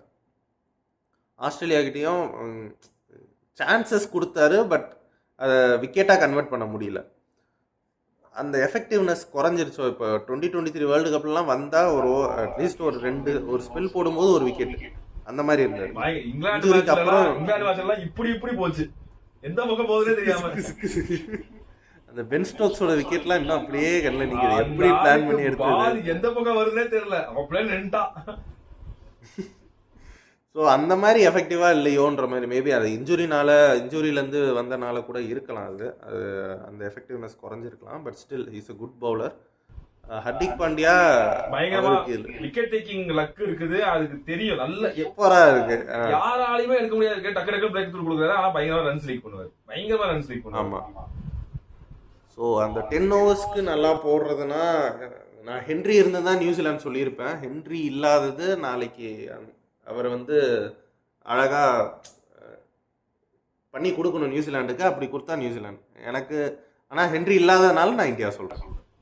கரெக்ட் தான். எனக்கு அதான் இந்த இடத்துல வந்து மேபி நியூசிலாந்துக்கு fast bowlers like up front அவங்க வந்து அடிக்கிறதுக்கு சான்ஸ் இருக்குது. ஃபாஸ்ட் பவுலர்ஸ்க்கு வந்து ஒரு இடத்துல கொஞ்சம் எட்ஜ் கொடுக்கலாம் அப்படின்னா இருந்துச்சு நியூசிலாந்துக்கு. இந்த பவர் பிளேல பவுலிங்ல கொஞ்சம் எட்ஜ் கொடுக்கலாம். அகைன் ரன்ஸ் பயங்கரமா லீக் பண்ணாரு ஹர்திக் பாண்டியா. விக்கெட் எடுக்கிறாருன்னா சூப்பர், எடுக்கலன்னா கஷ்டம். நம்பி கொடுத்துட்டே இருக்கணும் அவருக்கு ஓவருக்கு. எப்படின்னா விக்கெட் ரன் போயிடுச்சு 2 ஓவர்லேயே 3 ஓவர்லேயே கட் பண்றது பிரயோஜனம் கிடையாது. கொஞ்சம் ஓவர்ஸ் கொடுத்துக்கிட்டே இருந்தா அவர் கொஞ்சம் செட் ஆகி டக்குன்னு ஏதாவது ஒரு பால் டக்குன்னு அப்படி போயிட்டு ஒரு ஸ்ட்ரைக் அவுட் போடும், டக்குன்னு ஸ்விங் ஆகும், டக்குன்னு அப்படி ஒரு நெத்திக்கு எகுரும் பால். அந்த மாதிரி வந்து விக்கெட் எடுக்கிறதுக்கு நிறைய சான்ஸ் இருக்கு ஹர்திக் பாண்டியாவுக்கு. ஸோ இந்த இடத்துல மேபி நியூசிலாண்டுக்கு நான் எடுத்து கொடுக்குறேன். மிடில் ஓவர்ஸ் இது வந்து கண்ணை மூடிக்கிட்டு இப்படி சொல்லலாம், அது இந்தியா தான். இந்தியா பயங்கரமா இது எப்படி நம்ம எண்ட் ஓவர்ஸ்ல வந்து பயங்கரமா எட்ஜ் கொடுத்தோமோ அதே மிடில் ஓவர்ஸ்ல பவுலிங்ல வந்து என்னன்னா ஓப்பனிங்ல நம்ம விக்கெட்ஸ் பெருசா எடுக்க மாட்டோம், ரன்ஸ் லீக் பண்றோம். ஆனா விக்கெட் எங்க விழுதுன்னா மிடில் ஓவர்ஸ்லாம் அவங்க ரன்ஸை கன்வெர்ட் பண்ண பார்க்கும்போது நம்ம அழகா ஒரு break through either Axar, Kuldeep, சக்கரவர்த்தி, ஜடேஜா இந்த 4 பேர்ல யாராவது ஒருத்தங்க தந்துடுறாங்க. இல்லையா நடுவில் திருப்பி ஹர்திக் பாண்டியா தந்துடுறாரு, இல்லை ஷமி தந்துடுறாரு. ஸோ போடுற 6-7 பவுலர்ஸ் அப்படியே நறுக்குன்னு மிடில் ஓவர்ஸில் எடுத்து தந்துடுறாங்க. ஸோ கண்ணை மூடிட்டு இந்தியா சைடு போயிடலாம். நியூசிலாந்து சைடு பார்த்தோன்னா மிடில் ஓவர்ஸ் ரொட்டேட் பண்ணுறதுக்கு யார் சாண்டர் இருக்கிறாரு. திருப்பி அந்த ஒரு பெருசாக பவுலிங் ஆப்ஷன் இல்லாத மாதிரி இருக்குது, எஃபெக்டிவாக இருக்கிற மாதிரி. அதனால எனக்கு தெரிஞ்சு அது இந்தியா பக்கம் தான் போய் ஆகணும் மிடில் ஓவர்ஸில். அகைன்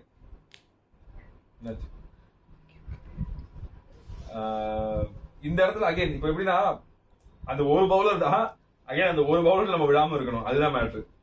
போன அந்த டெஸ்ட் சீரீஸ்மே அவங்க கிட்ட பெரிய ஸ்பின்னர்லாம் யாருமே கிடையாது. அஜாஸ் பட்டேலும் இந்த பக்கம் சாண்டர் தான். 2 பேருமே அவ்வளவு பயங்கரமா பெர்ஃபார்ம் பண்றாங்க ஆள்லாம் கிடையாது. ஆனா அவங்க 2 பேர்கிட்ட தான் நம்ம நிறைய விக்கெட் விட்டோம். ஏன்னா அது மைண்ட் செட். நம்ம வந்து அப்படியே சாண்டர் ஐயோ பயங்கரமான பவுலர் தான், இவனை வந்து பேட்டே வைக்க முடியாதா, பால் எங்க போறதே தெரியாதா, பால் இங்க போட்டு அங்க போகுண்டான்ற மாதிரி ஆடணும். இவ்வளவுதான் திரும்பிச்சு. ஸோ சாண்டர் ஓகே, சாண்டர் அன்னைக்கு டேல நல்லா போடுறாரா, ஓகே ஃபர்ஸ்ட் ஒரு 2 ஓவர் போறப்பே தெரிஞ்சிடும் இந்த ஆளுக்கு நல்ல ஒரு அசிஸ்டன்ஸ் கிடைக்குது பிச்சில் அப்படின்னா மரியாதை கொடுத்து ஆடிடலாம். 40 ரன் போதும், 10 ஓவருக்கு 40 ரன் போதும். மீதி இருக்க பவுலர் நம்ம வச்சு அடி அடிக்கலாம். வேற யாருமே அங்கே எஃபெக்டிவான பவுலர்ஸ் பெருசாக யாருமே கிடையாது, எக்ஸப்ட் வில்லியம் ஓவர் இருக்காவா. ஸோ அவரை தவிர பெருசாக யாரும் கிடையாது.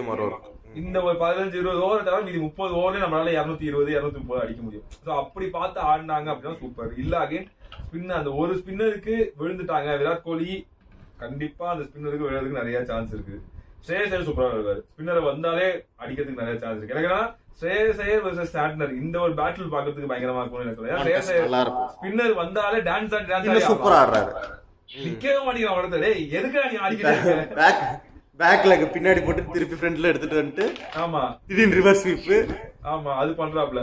ஆனா இது எதுக்குமே வந்து சலிக்காத ஆள் வந்து சாண்டர். நீ எப்படிலாம் டான்ஸ் ஆடு, என் லைன் வந்து ஸ்டம்ப் லைன்ல தான் இருக்கும், நீ மிஸ் பண்ணா அவுட் அப்படின்ற மாதிரி போடக்கூடிய ஆள் வந்து சாண்டர்.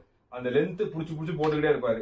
அந்த பேட்டில் பாக்குறதுக்கு சூப்பரா இருக்கும். கேஎல் ராகுல் வெர்சஸ் சாண்டர் பாக்குறதுக்கு சூப்பரா இருக்கும். விராட் கோலி எப்படி அணுக போறாருன்றத பாக்குறதுக்கு சூப்பரா இருக்கும்.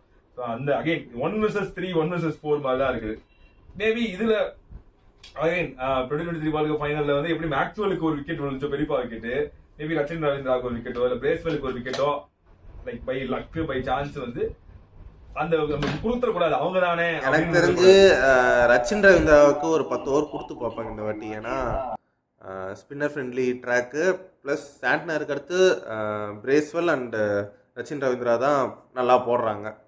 ஸோ அப்படி இருக்கும்போது ரவீந்திராவுக்கு எனக்கு தெரிஞ்சு ஒரு 10 ஓவர் கொடுத்து பார்ப்பாங்கன்னு தான் நான் அட்லீஸ்ட் ஒரு 8 ஓவர் ட்ரை பண்ணி பார்ப்போம் எக்ஸசிவா. அப்போ தான் ஒரு எங்கேயாவது ஒரு கேப் கிடைக்கும், நம்மளுக்கு விக்கெட் கிடைக்க அப்படின்ற மாதிரி யோசிப்பாங்க. So Rachin Ravindra can be effective. ஏன்னா நல்ல ஆக்ஷன் இருக்குது. லென்த்து மட்டும் அவர் கரெக்டாக பிடிச்சி போட்டார் சாண்ட்னர் மாதிரினா அவரே ஆடுறது கஷ்டம். நம்ம நியூசிலாந்துக்கு கொடுக்குற எட்ஜ் எல்லாமே வந்து சினாரியோ எட்ஜஸ் தான். ஆமா, ஃபார்ம் வச்சு எஃபெக்டிவ்னஸ் வச்சு பார்த்தா அப்படின்னா இந்தியா தான். எல்லா கேட்டகரியிலயும் இந்தியா தான். அப்படி பார்த்தா 2023 வேர்ல்டு கப் இந்தியா தான் சொல்லியிருக்காங்க.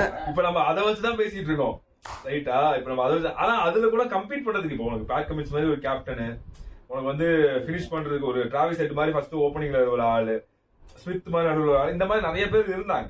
இங்க வந்து ரொம்ப கொஞ்சம் வீக்கான டீமா தான் நியூசிலாந்து இருக்காங்க. பட் அதை வச்சுதான் இவ்வளவு ஃபைட் பண்ணி வந்திருக்காங்க அவங்க. ஆமா, சோ அதுதான் உங்களுக்கு பெரிய பிளஸ். அகைன் இதுலயும் எட்ஜ் வந்து கண்டிப்பா இந்தியாவுக்கு தான். மிடில் ஓவர்ஸ்ல பவுலிங் வந்து எட்ஜ் வந்து இதுதான்.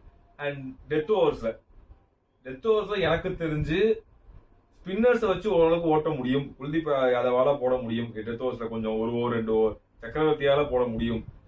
ஆனா எண்ட் ஓவர்ஸ்ல வந்து ஷமி முன்னாடி அளவுக்கு டெத்ல பயங்கர எஃபெக்டிவா இல்ல. ஹர்திக் பாண்டியாவும் இந்த அளவுக்கு எஃபெக்டிவா இல்ல. பும்ரா இல்லாதது இல்ல வந்து ஒரு சிராஜ் மாதிரி ஒரு ஆள் வந்து எண்ட் ஓவர்ஸ்ல இல்லாதது, இல்ல ஒரு அஷ்தீப் சிங் மாதிரி ஒரு ஆள் வந்து எண்ட் ஓவர்ஸ். அஷ்தீப் சிங்னா கண்டிப்பா எட்ஜ் வந்து கொடுத்துருக்கலாம் இந்தியாவுக்கு. ஏன்னா அஷ்தீப் சிங் எண்ட் ஓவர்ஸ்ல வந்து யாக்கர் போடுறதுக்கு பயங்கரமான ஒரு ஆள், சூப்பரா போடுவாப்ல. அப் ஃப்ரண்ட் ஒரு 10 ஓவர்ல அப் ஃப்ரண்ட் ஒரு 4-5 ஓவர்ல வந்து ரன்ஸ் கொடுத்தாருன்னு, கடைசி 5 ஓவர் நீ ஃபைனல்ல டெத்ல கொடுத்த அப்படின்னா சூப்பரா போடக்கூடிய ஆள் வந்து அர்ஷதீப். Very very unlucky. அவர் இந்த டோர்னமெண்ட் ஃபுல்லா ஆடாது வந்து ரொம்ப அன்லக்கினா பயங்கர ஃபார்ம்ல இருந்தாரு. அவர் இப்ப டோர்னமெண்ட் முன்னாடி ஷோரா 11ல இருப்பாருன்ற மாதிரி இருந்துச்சு. ஆனா ஹர்ஷித் ராணா வந்து ஆடிட்டு போயிட்டான், இந்த ஆள் ஆடவே இல்லை. சோ அந்த ஒரு விஷயம் வந்து இந்தியா கிட்ட லேக் ஆகிறதுக்கு நிறைய சான்ஸ் இருக்கு. இந்த பக்கம் பார்த்தோம் அப்படின்னா இவங்க கிட்ட வந்து டீமும் மாத்த முடியாது, அப்படியே இருக்கிற டீமை தான் அவங்க ஆடி ஆகணும். ஆமா, so Harshdeep Singh he could have been effective. ஏன்னா நல்ல ஒரு லெஃப்ட் ஹேம் பேசர், கரெக்டாக யாக்கர்ஸ் நல்லா லைக் T20 ஃபார்மெட்லேயும் சரி, கடைசியாக அவர் ஆடின ODI மேட்சும் சரி சூப்பராக போட்டார். ஸோ எனக்கு தெரிஞ்சு அவரை எடுப்பாங்க தான் நான் நினச்சேன். ஏன்னா பெருசாக யாரும் எஃபெக்டிவாக இல்லை. ஹர்ஷித் ராணாவும் இருக்க போறாரு நான் நினைச்சேன். ஸ்குவாடை பார்த்துட்டு நான் உங்ககிட்ட ப்ராபபிள் 11 சொல்லும்போது ஹர்ஷ்தீப் சிங்கை உள்ள போட்டு தான் சொன்னேன். ஏன்னா ஷமியும் ஒரு இன்ஜுரியிலேருந்து வராரு, ஹர்ஷித் ராணாவுக்கும் பெருசாக எக்ஸ்பீரியன்ஸ் இல்லை. ஸோ ஹர்ஷ்தீப் சிங் தான் நான் ஸ்பியரட்டாகவே இருப்பாங்கன்னு நான் உங்ககிட்ட சொன்னேன். ஆனால் முறைன்ற மாதிரி என்ன போட்டு அடிச்சிட்டேன். அப்படியே இந்த பக்கம் பார்த்தா இவங்ககிட்ட ஃபாஸ்ட் பாலர்ஸ் இருக்காங்க. எஃபெக்டிவா இருக்க போறாங்கன்றது அந்த டேல இருக்க பொறுத்து தான். வில்லியம் ஓரவர்க்கே இருக்கலாம், எல்ஜே மிஷன் மேபி இருக்கலாம், ஜேக்கப் டஃபி வர போறாருன்னா அவர் இருக்கலாம். ஸோ இருக்க ஃபாஸ்ட் பாலர்ஸ் நம்ம கிட்ட கம்மியா இருக்கு. 2 பேர் தான் இருக்காங்க, அவங்க கிட்ட 3 பேர் இருக்காங்க. அவங்க எஃபெக்டிவா இருப்பாங்கன்றது நமக்கு நாளைக்கு தான் தெரியும். ஸோ லைட்டா ஒரு எட்ஜ் வந்து எனக்கு தெரிஞ்சு நியூசிலாந்து கொடுக்கலாம். எண்ட் ஓவர்ஸ்ல டெத் ஓவர்ஸ்ல எப்படி பண்ண போறாங்கிறது மேபி அந்த இடத்துல பார்த்தா அப்படின்னா ஒரு கேன் வில்லியம்ஸ் செட் ஆகி இருக்கான் அப்படின்னா, கிளென் பிலிப்ஸ் வந்து ஒரு 220-230 ரன் கழிச்சு கிளென் பிலிப்ஸ் உள்ள வராப்ல அப்படின்னா கீழ்ச்சிரும் வச்சு அடிட்டு உரிச்சிரும் வச்சுக்கிட்டு. சாண்டர் மேபி டக்குன்னு இந்த ஒரு மொமெண்டம்ல ஒரு 20 ரன் அடிக்கிறதுக்கு சான்ஸ் இருக்குது. ஒரு 15 பால் 14 பால் 20 அடிக்கிறதுக்கு சான்ஸ் இருக்குது. அதை தடுக்கிறதுக்கு நம்மளால முடியுமான்றது ஒரு டவுட். Death ஓவர்ஸ்ல doubt. அதான் எனக்கு தெரிஞ்சு மீண்டும் spinners coming in to the attack தான் அது வந்து ஈடுகட்ட முடியும். ஏன்னா நானும் பார்த்துருக்கேன் 48வது ஓவர் வரைக்கும் குல்தீப், வருண் சக்கரவர்த்தியில் குல்தீப்லாம் போட்டுட்டு தான் இருந்தார். ஸோ அப்படி இருக்கும்போது anything can happen. Fast bowlers வச்சு ஓட்டணும் அப்படின்னா அது வந்து நியூசிலாந்து சொல்லலாம். ஸ்பின்னர்ஸ் வந்து நல்லா ஹெல்ப் இருக்கு அப்படின்னா கண்டிப்பா அது இந்தியாவுக்கு தான் சொல்லணும். துபாய் பிச்சுக்கு எனக்கு தெரிஞ்சு ஸ்பின்னர்ஸ்க்கு தான் போகும். But again speaking of death overs, pacer தான் அங்கே கொஞ்சம் நிறுத்தி இது பண்ணுவார் ஸ்கோரை. பார்ப்போம். நான் அப்படி பேசுறது தான் இருக்கணும்னா நம்ம சைடு எதுவும் இல்லை, அவங்க இங்கிலாந்து ஆச்சு நியூசிலாந்து தான் எப்பயும். சரி, இப்போ ஓவராலா இதுதான் எட்ஜி யாருக்கு ப்ரெடிக்ஷன் டைம். இது வந்து எப்படின்னா என்ன வேணா சொல்லலாம், இந்த சினாரியோ நடக்கலாம், இதனால மேபி இவங்க ஜெயிக்கலாம், இப்படி பண்ணலாம், என்ன வேணா சொல்லலாம். பட் இந்த டீம் இப்படி ஜெயிக்கிறதுக்கு சான்ஸ் இருக்கு அப்படின்னா யாரு பர்சன்டேஜ் கூட சொல்லலாம் 50-50 சொல்லக்கூடாது. அட்லீஸ்ட் 51-49 சொல்லணும் அப்படி. 51 இந்தியா, 49 நியூசிலாந்து. சொன்ன உடனே 51-49 சொல்லிட்டானே. சரி, அப்படி இல்லைன்னா நான் எனக்கு தெரிஞ்ச அதான் போன வாட்டி நம்ம பண்ண தப்பா பண்ணாமல் இருந்தோம்னா இந்தியா. ரொம்ப ஓவர் கான்ஃபிடென்ட்டாக போயிடக்கூடாது. அவங்க தோத்துட்டு வந்திருக்காங்க நம்மக்கிட்ட. ஸோ இன்னும் கொஞ்சம் அவங்க ப்ரிப்பேர்டாக வருவாங்க. அந்த ப்ரிப்பரேஷனுக்கு நீங்கள் ப்ரிப்பேர்டாக இருந்திருக்கணும். ஸோ இதெல்லாம் நம்ம ஒர்க் அவுட் பண்ணி வந்திருக்கோம், ஆடுறோன்னா இந்தியா. இல்லை இதே மாதிரி தான் நாங்கள் தான் அப்படின்ற மாதிரி நம்ம இறங்குறோம், நம்ம என்னன்னாலும் பார்த்துக்கலாம், கடைசி நேரம் கப்பு நம்மளுக்கு தான், நம்ம ட்ரை பண்ணுவோம் அப்படின்ற மாதிரி இருந்தாங்கன்னா நியூசிலாந்து தட்டி பறிச்சுட்டு போயிட்டே இருப்பாங்க. ஏன்னா 2000 அதாவது நான் பிறந்த வருஷத்தில் கடைசியாக ஃபைனல்ஸ், இதே சாம்பியன்ஸ் ட்ராஃபி ஃபைனல்ஸில் நல்லா செஞ்சு விட்டாங்க நம்மளை. நீங்கள் எல்லா இதுவும் பார்த்துக்கோங்களேன். நம்ம இது வரைக்கும் நாக் அவுட்ஸில் எனக்கு தெரிஞ்சு 2023 வேர்ல்டு கப் மட்டும்தான் நியூசிலாந்து நம்ம ஜெயிச்சிருக்கோம். மற்ற எல்லாத்துலேயுமே நம்ம அடி தான் வாங்கியிருக்கோம். 2000 இதாக இருக்கட்டும், சாம்பியன்ஸ் ட்ராஃபியாக இருக்கட்டும், இங்கே test championship final, 2019 ODI world cup. ஏய் கப்தில், இப்போ இது நம்ம டெஸ்ட் சாம்பியன்ஷிப் போகாம இருக்கிறதுக்கு காரணம் கூட அவனுங்க தான். அந்த 3 மேட்ச் ஜெயிச்சிருந்தா நம்ம உள்ள, அட்லீஸ்ட் இங்கே ஒரு மேட்ச் ஜெயிச்சிருக்கோன்றதுனால நம்ம உள்ள. ஸோ அதுவாக இருக்கட்டும், எந்த நாக் அவுட்ஸ் மேக்ஸிமம் எடுத்தாலுமே இவனுங்க தான். நம்ம 2021 T20 வேர்ல்டு கப் வந்து குரூப் ஸ்டேஜ்லேயே நம்மளை வெளியே அனுப்பிச்சி விட்டானுங்க. ஸோ எங்கனாலுமே இவனுங்க வந்து நம்மளுக்கு எமனாக தான் இருக்கிறானுங்க. நம்ம கையில் எனக்கு பார்த்த அப்படின்னா எனக்கு வந்து 51-49 கொடுக்கறது கூட எனக்கு பயமா இருக்கு. 0.5 வேணா சொல்லலாம். எப்படின்னா 50.5 49.5 இப்படிதான் கொடுக்கணும். 50.5 வந்து இந்தியா கொடுக்கலாம், 49.5 நியூசிலாந்து கொடுக்கலாம். ஏன் அப்படின்னா நியூசிலாந்து வந்து அவங்களுக்கு வந்து ஏன் பிரஷர் இல்லை அப்படின்னா, இந்தியாவுக்கு வந்து ஓவர் கான்ஃபிடன்ஸ் ஆகிறதுக்கு ஒரு பிரச்சனையா இருக்கிறது சான்ஸ் இருக்கு அப்படின்னா, நியூசிலாந்துக்கு அது என்னைக்குமே அது சான்ஸ் இருந்ததே கிடையாது. எப்பயுமே அவங்க அண்டர்டாக தான் வருவானுங்க. என்கிட்ட இவ்வளவு விசுவாசம் இருக்குது, அவனுக்கு எல்லாமே ஃபுல்லஸ்ட் பொட்டன்ஷியல் போடணும் தான் வருவானுங்க. அவனுக்கு வந்து ஓவர் கான்ஃபிடென்ட் ஆகிறதுக்கோ இல்லை நான் தான் அப்படின்ற மாதிரி வரதுக்கோ அவனுக்கு சான்ஸே கிடையாது. பிளஸ் உள்ளார வர்றப்பே ஒரு 10% வந்து நம்மள அவனுக்கு ஹையரா தான் வருவானுங்க. ஏன்னா ஸ்ட்ராட்டஜி வைஸ் அவனுக்கு பக்காவா ஒரு ப்ளூ பிரிண்ட் போட்டு வருவானுங்க. இந்த ஓவர் இவன் இப்படிதான் போடணுன்ற பயங்கரமான ஸ்ட்ராட்டஜி வருவாங்க. அதனால பயங்கரமா நியூசிலாந்து வந்து சூப்பர் அவனுங்க. நம்ம ஆளுக்கு வந்து கொஞ்சம் அதை வந்து ஃபம்பிள் ஆகாம இருக்கணும். ஃபம்பிள் யாராவது ஒருத்தர் 2 பேர் ஆனாங்கன்னா பயங்கர பிரச்சனை இருக்குது. இதுல இன்னும் 2 ஃபேக்டர் இருக்குது. ஒன்னு டாஸும் பெரியப்பாவும் ஒரு பெரிய ஃபேக்டர். 2மே காம்போவான ஃபேக்ட் தான். என்ன ஃபேக்டர் தான்? ஏன் அப்படின்னா டாஸ் வந்து நியூசிலாந்து ஜெயிச்சு நாங்கள் ஃபர்ஸ்ட் பவுலிங் போடுறோம்னு சொல்லி மேபி கொஞ்சம் ஃபர்ஸ்ட் ஒரு 5-6 ஓவருக்கு ஸ்விங் ஆகி மேபி ரோஹித் சர்மாக்கு இருக்கிற அந்த எல்பிடபிள்யூ பிரச்சனை ஆச்சு, வில்லியம் ஓவர்னால ஆச்சு, இல்ல கைல் ஜெமிசனுக்கு இன்னைக்குன்னு பார்த்து விக்கெட் விழுந்துருச்சு, ரோஹித் சர்மாவா சுமன் கிலோ விக்கெட் விழுந்துருச்சுன்னா அதுக்கப்புறம் இந்தியாவை காப்பாற்றுறது ரொம்ப கஷ்டம். ஏன்னா காப்பாற்றுறது கஷ்டம் அப்படின்னா அவங்க ஒரு 280 அந்த பிச்சுக்கு அந்த டைம்ல ஒரு 290 கண்டிப்பா வேணும் அப்படின்னா கொஞ்சம் கஷ்டம். ஏன்னா மீதி எல்லாருமே கொஞ்சம் பார்த்து ஆடக்கூடிய பிளேயர்ஸ் தான், அந்த டைம் எடுத்து ஆடக்கூடிய பிளேயர்ஸ் தான். ஸோ அதுல வந்து கொஞ்சம் கஷ்டம். அப்படியே அவங்க வந்து ஒரு 260 தான் இல்லை 270 தான் டார்கெட் வைக்கிறாங்கன்னா நியூசிலாந்து கண்டிப்பா ஜெயிச்சிருவாங்க. அவங்களுக்கு பிரச்சனையே இருக்காது. அவங்களோட கேம் அதுதான். அவங்களோட ஜோன் வந்து அந்த 260-270 தான். ஸோ அவங்க வந்து கொஞ்சம் பொறுமையா பார்த்து ஆடி எடுக்கிறதுக்கு சான்ஸ் இருக்கு. ஸோ அதனாலதான் அந்த இவ்வளவு க்ளோஸா நான் சொல்றேன். மற்றபடி டீம் வைஸ் எல்லாம் பாத்தீங்கன்னா New Zealand India is for for for better தான் நியூசிலாந்து, எல்லா ஆஸ்பெக்ட்லயும் சரி, எல்லா இதுலயும் சரி. ஸோ அப்படி இருக்கிறப்போ ரொம்ப கண்டிப்பா இது வந்து எனக்கு தெரிஞ்சு ஈஸியா இருக்காது. எனக்கு ஈஸியாவும் இருக்க வேண்டாம். அந்த கேம் கண்டிப்பா டஃபா தான் இருக்கணும். எனக்கு ஃபைனல்ஸ் பாக்குறப்போ நல்ல கான்டெஸ்டா போகணும். அந்த நெயில் பைட்டிங் மேட்சா முடியணும். எனக்கு ஒன் சைடா போனா கண்டிப்பா நல்லா இருக்காது, போகவும் வாய்ப்பு இல்லை. ஏன்னா ரெண்டுமே நெக் டு நெக் நல்ல டீமாக தான் இருக்குது. பட் பெரிய அடி யாருக்குன்னா நியூசிலாண்டுக்கு ஹென்ரி இல்லாதது. நாளைக்கு ரீப்ளேஸ்மெண்ட் வர போகிறவங்க எப்படி அதை அணுக போகிறாங்கன்னு தெரியல, எப்படி போட போகிறாங்கன்னு நமக்கு தெரியாது. அது ஒருவேளை நல்ல பவுலராக இருந்து நல்லா கிளிக் ஆச்சுன்னா இந்தியாவுக்கு பெரிய டிராபேக்காக முடிஞ்சிடும். ஸோ அந்த இடத்துல தான் இந்த மாதிரியான அந்த ஒரு கார்னர் கேசஸ்ல வந்து நியூசிலாந்து ஒரு கார்னர் கேஸ் அவனுக்கு பிடிச்சிட்டாங்கனாலே அவனுக்கு வந்து அப்படியே நூல் பிடிச்ச மாதிரி வந்துருவானுங்க மேல.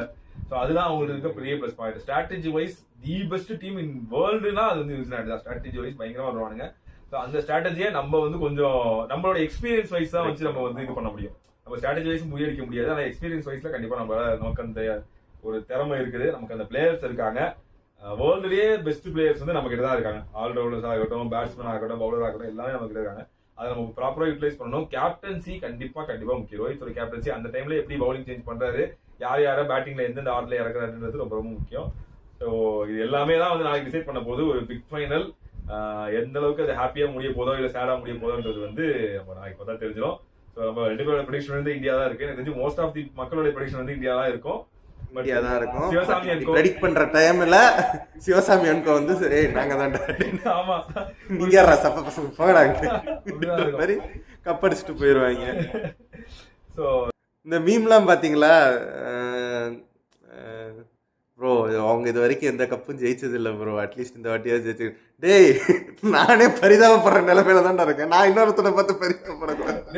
நான் செத்துருவேன்டா ஜெயகன், நான் செத்துருவேன்டா.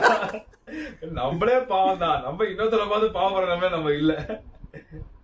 ஸோ அதனால சரி பார்ப்போம் யாருக்கு எப்படி என்ன நடக்க போகுது, யார் ஜெயிக்க போறாங்க, யாரு ஹாப்பி பார்ப்போம். நாளைக்கு டாஸ் வந்து கண்டினியூஸாக 14th டைம் ரோஹித் லூஸ் பண்ணுறாரா இல்லை அந்த ஸ்ட்ரீக்கை பிரேக் பண்ணி வின் பண்ணுறாரா?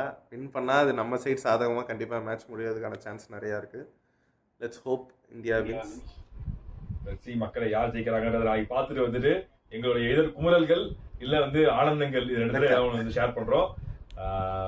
நீங்க என்னன்னு சொல்லுங்க. ரிட்டையர்மெண்டா ஐயா, நான் இதை பத்தி பேச விரும்பல. இப்ப நான் அந்த T20ல நான் வந்து அந்த இதான் என் மைனல் மேட்ச் சொன்னதே இன்னும் என் மைண்ட்ல ஒழிச்சிட்டு இருக்குது. வேண்டாம், திரும்ப அதை கேட்க விரும்பல. நான் 2027 வேர்ல்டு கப் வரைக்கும் நான் யோசிச்சு வச்சிருக்கேன். Virat Kohli ஆடிடுவார் 27 world cup. ரோஹித் அவ்வளோதான். எனக்கு தெரிஞ்சு இதுதான் ஒரு லாஸ்ட் ஐசிசி டோர்னமெண்ட்டாக இருக்கும். மேபி இன்னொரு ஒரு வருஷத்துக்கு ஆடலாம். அதுக்கப்புறம் அவருக்கும் 39 ஆகிடும். 39ல் தோனியை எப்படி சான்ஸ் தராமல் இருந்தாங்களோ அந்த மாதிரி ரோஹித்துக்கும் தராமல் இருந்துருவாங்க. ஸோ அது நம்ம வந்து நாளைக்கு வந்து முடிவை பற்றி தான் தெரியும். ஹாப்பியாக போகிறாரா இல்லை சேடாக போகிறாருன்றது நாளைக்கு தான் தெரியும். ஸோ பார்ப்போம். நாளைக்கு வந்து முக்கியமான ஃபைனல், ரொம்ப நிறைய டிசிஷன்ஸ் எடுக்கிறதுக்கு காரணமாக இருக்கக்கூடிய ஒரு ஃபைனல்ஸ். இந்தியன் கிரிக்கெட்டே சேஞ்ச் ஆகக்கூடிய ஒரு ஃபைனல்ஸாக கூட இருக்கலாம். Let's see. நாளைக்கு வந்து முடிச்சுட்டு வந்து நாங்கள் வந்து பேசுகிறோம். உங்களோட ப்ரெடிக்ஷன் என்ன, உங்களுடைய பாசிட்டிவ் நெகட்டிவ்கள் என்னென்னன்றதை கமெண்ட்ஸில் சொல்லுங்கள். இதே வீடியோ சூப்பரான வீடியோவில் உங்களுக்கு மீட் பண்ணுறோம். நன்றி, வணக்கம்.